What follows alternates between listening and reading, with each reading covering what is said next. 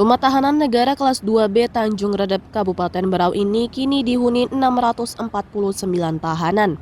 Jumlah ini tidak sebanding dengan kapasitasnya yang hanya untuk 125 tahanan.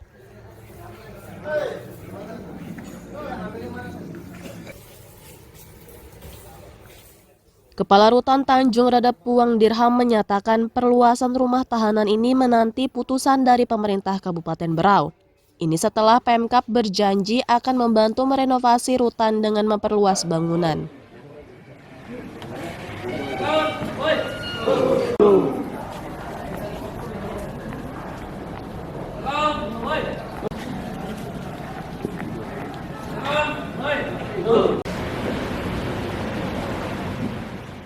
Untuk merenovasi,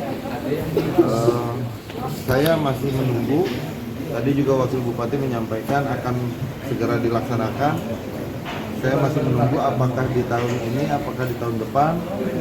Saya sangat bersyukur memang dengan kapasitas 195 dengan isi sekarang 649 perlunya dilakukan renovasi untuk memberikan keleluasaan bergerak warga binaan.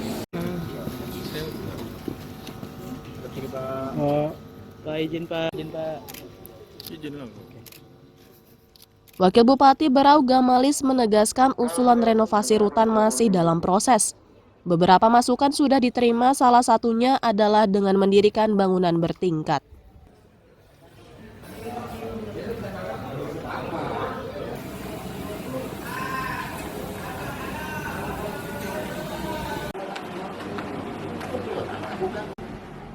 Mudah-mudahan kita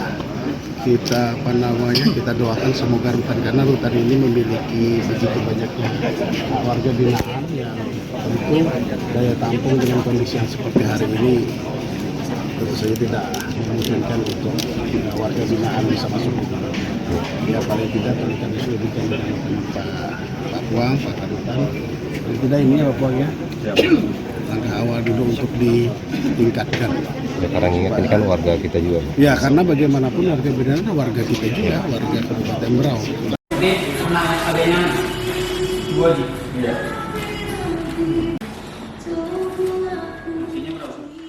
Renovasi rutan Tanjung Redep ini sudah sangat dinantikan agar situasi dalam ruang tahanan tidak terlalu pengap akibat jumlah tahanan yang melebihi kapasitas. Amir Hamzah dan Miko Gusti melaporkan dari Kabupaten Berau.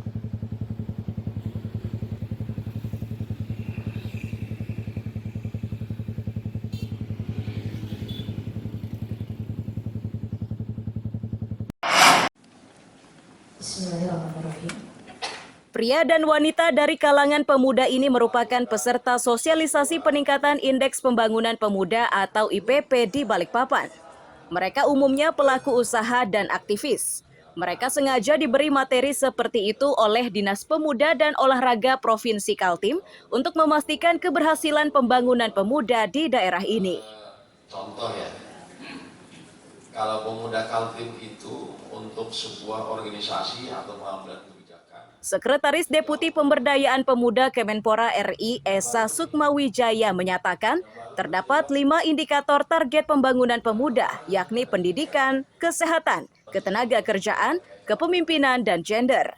Ini dilakukan untuk meningkatkan produktivitas pemuda. Diwakili oleh Bapak Yosef Gunawan, SSTP, yang Joko Afandi, Anggota SSI. Saya diminta oleh teman-teman dari Dinas Kaltim menyampaikan sosialisasi tentang IPP ke anak muda, ke para aktivis.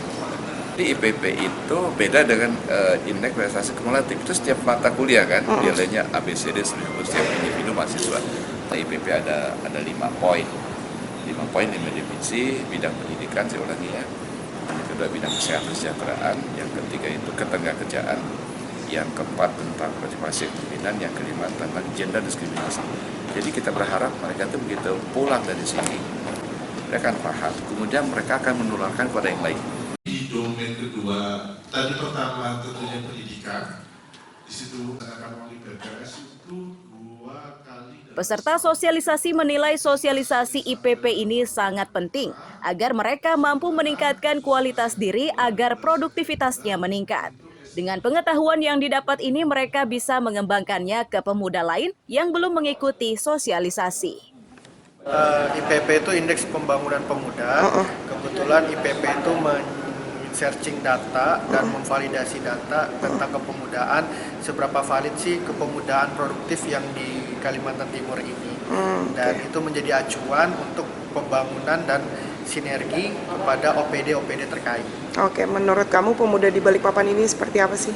Ya, pemuda di Balikpapan ini menurut kami itu produktif, terutama dalam organisasi. Dari saya pribadi, kita kan pasti punya kawan ya, jadi teman terdekat dulu deh kita ajakin bahwasannya ini loh ada manfaatnya dan sisi positifnya kayak gini.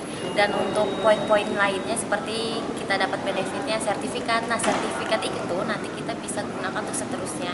Contohnya kalau kita misalnya kuliah ini kan ada bagusnya kita mengikuti organisasi yang dari luar, itu kan menjadi nilai tambahan untuk kita. SBY itu organisasinya tentara. Setengah pintar Pak. Begitu ya Pak. Pengetahuan pemuda Balikpapan terus digenjot pemerintah setelah daerah ini ditetapkan menjadi penyangga ibu kota negara. Itu dilakukan agar mereka tidak kalah bersaing dengan pendatang. Amir Hamzah dan Riani Mantini melaporkan dari Balikpapan. Diwakili oleh Bapak Yosef Gunawan, SSTP, yang Joko Afandi, anggota SSI and Statistik,